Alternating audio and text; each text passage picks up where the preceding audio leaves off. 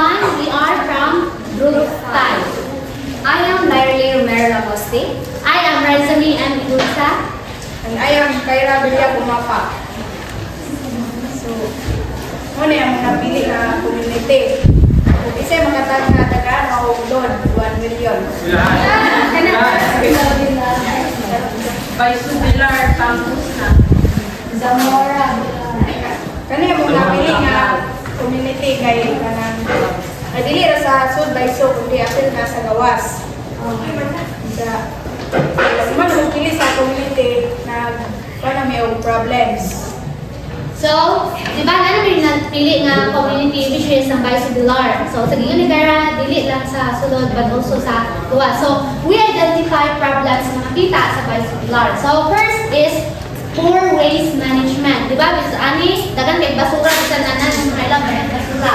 And then sa gawas po, dili kayo anang basura sa mga basura. Then also limited access to clean water. Kaya sa may wa kanigo anay kay way to drink. Di ba? O, di ba kayo? Dili kayo ang tubig diri sa Zamora. And then also lack of learning centers or libraries. Kasi tigdungan ba mo libraries? Yes. Kung tigdungan mo, kay bawang jud mo kung say anak to nga nay usahay nga mapuno kita ang libraries. Then ba kayo say kay ganahan ta mo magpuno ato magpabugna or unsa ba mag-study, mag-research. Usahay puno ato kay gamay ra iha nga facility. And then we also have lack of recreational spaces. So kani watay nakita ng learner ani sa GM na sa ani pero makaan ba ato maka-exercise ba ta sa gym? Dili no, sirado manong base no. Need pa permission or exercise ta. And then na point, lack of affordable food and stores kay mostly mahal ang naa sa mga pamaliton diha sa gawas bisan ani nga sulod. And then also slow internet or weak signal. Naray ubang mga lugar nga ani nga nay mga area ani nga dili signal like ani Roma ani kay signal dire. Dawa pa kanang taw dili enough pud ang wifi, dili ma-cater ang tibuok nga estudyante diri sa Bisobilar. No, bisan pag nay free wifi. And now, bisan makatag na kung unsa ang among gipili nga problema. For you, unsa among gipili nga problema? Kinsay makatag na? Nakikita ko ang reward. Kasara. Unsa man? Slow. Okay, sakto si Liza. Ang among gipili is lack of learning centers or library. So, mo na among gipili. So, now, pag human mo pili, nakaalam ni og kanang problema. So, lack of learning centers or libraries. Kay mo ko din usap ko kay pili mo naman tuon. So, now we have nag-ana ko mi kung sa mga businesses that can fix this problem. So, first, we have printing and school supply hub. It is a shop that offers printing, photocopying, and sells school supplies like pens and paper. So, more on ano ka no? School supply.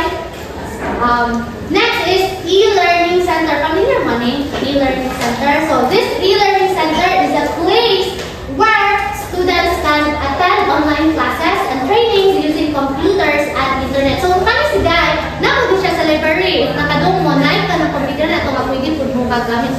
I think gamay na siguro to. Pero kaso, pero gamay na siya nga room ang nakaanad to. Pero pili po mo to. So, may have e-learning center more on online. Then, we also have mobile learning hub. It is a van or bus turned into a mini library and internet spot that travels to different areas. Familiar mo ni? Mga ano, pwede ka na bitang mga van or di ba kayo sa ugar, basta kayo mo nilang van, in-house nila. So this mobile learning hub, naon ang mga sakyanan or bus, van, ato, pwede mo ato magtuon. So it is a mini library. So pwede ato nga atong magtuon, then pwede mo borrow kanang sana mga libro. Then also, parang siya, sige siya product travel, dili na siya magpunto sa usa ka lugar. So, pwede possible na, gatuon mo niya ako itong tagbilaran, nga na, bago basa-basa ng story, niya ako itong tagbilaran, nga na. And then, we also have study hub and internet cafe. So, it is a place with tables, chairs, computer, where students can study and use the internet. It also offers printing and photocopying of any document. So this study hub and internet cafe, so naan siya karang mga lamisa, temporary, malama, asa magtuon or ang mga estudyante.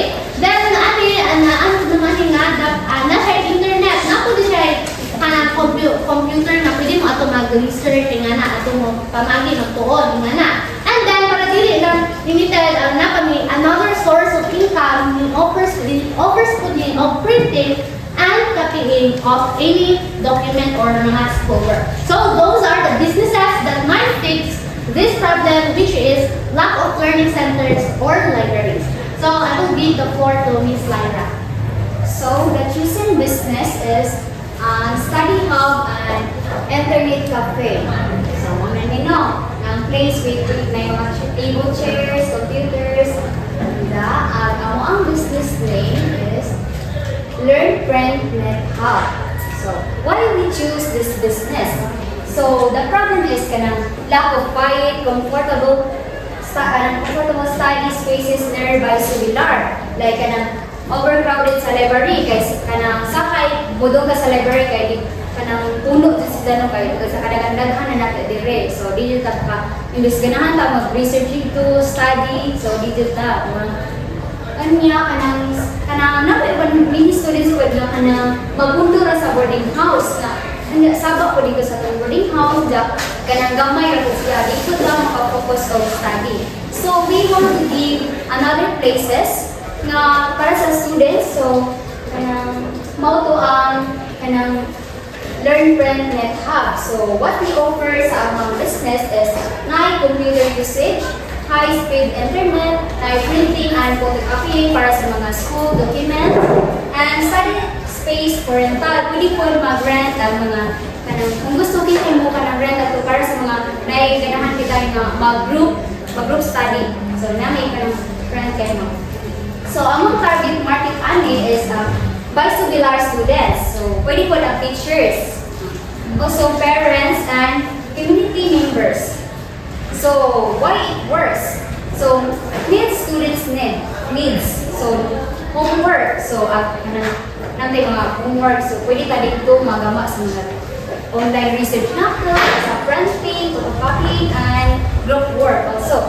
So sa community needs po, kanang safety study place siya kay kanang peace of mind po sa mga parents natin kay di na ta maglaro-laro sa asa mo nang safe po sila. Then printing services for teachers also. Then potential part-time jobs. So kanang pwede po ganun na akin na yung kinahanglan nga mo part-time job o part-time job sa mga business nga Learn It Hub. So pwede po. So that's all. Thank you.